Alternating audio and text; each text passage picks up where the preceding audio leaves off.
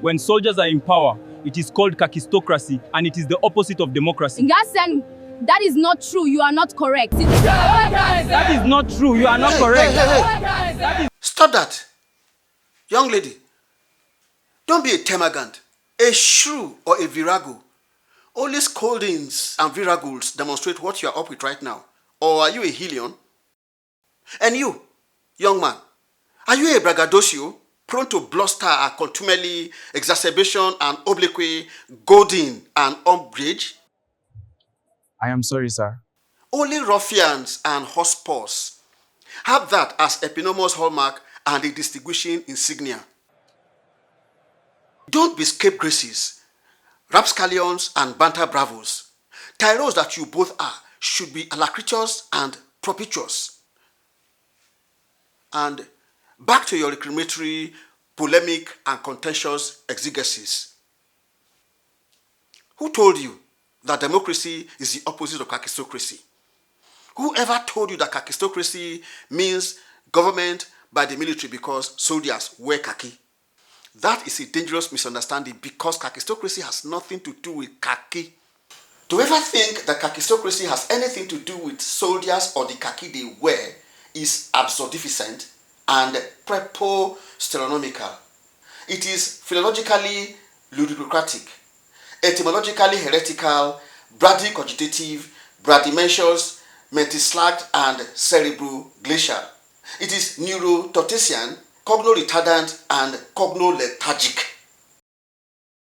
The word kakistocracy comes from the Greek language. Kakistos, the very worst.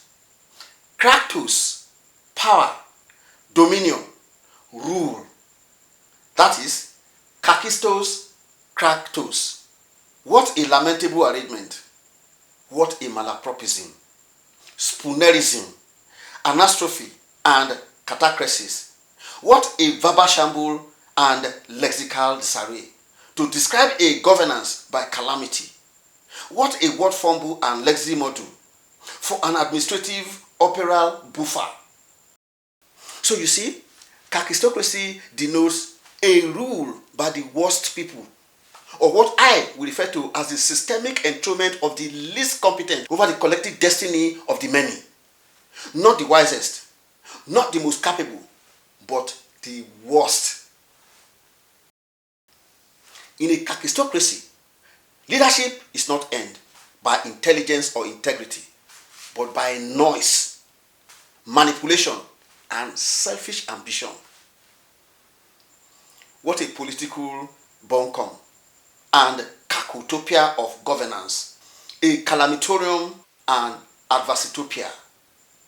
In a kakistocracy, the unqualified make decisions, the dishonest control resources, and the future is treated like an afterthought. Kakistocracy, contrary to what you thought, is not the opposite of democracy, but democracy's shadowed twin, where ballots, laws, and procedures exist, yet serve only the worst, leaving the people flummoxed to witness governance undone. But kakistocracy is not even the only way leadership can fail. There is gerontocracy, where very old leaders refuse new ideas and govern through yesterday's thinking. What a clear index symptom of a far grander civic pathology. You see, these are not just mere words. They are warnings. They are not playful exaggerations. They are linguistic alarm bells. They describe systems where institutions decay, public trust evaporates, and their future is postponed indefinitely. The lessons, therefore, is unavoidable. Governance without competence is catastrophe. Power without integrity is parody. If we wish to avoid the tragedy of kakistocracy, the absurdity of maladministration, and the grotesque theater of oligomonarchy, then we must become citizens who think, who questions, who demand better.